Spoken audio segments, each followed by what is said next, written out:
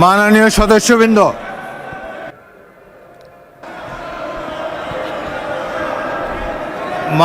সদস্যবৃন্দ,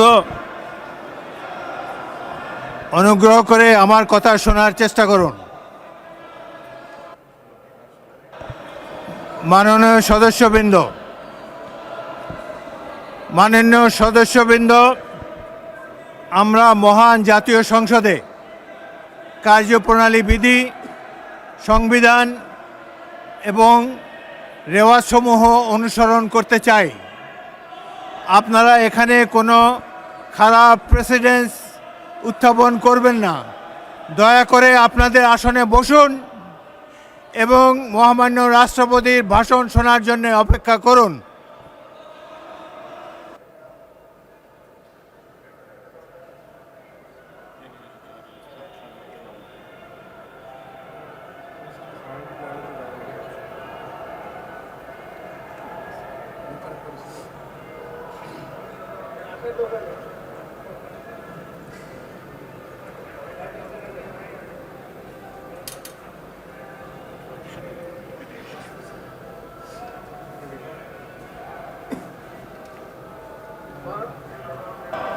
মাননীয় সদস্যবৃন্দ, সংসদের শৃঙ্খলা বজায় রাখুন। অপেক্ষা করুন ভাষণের জন্য।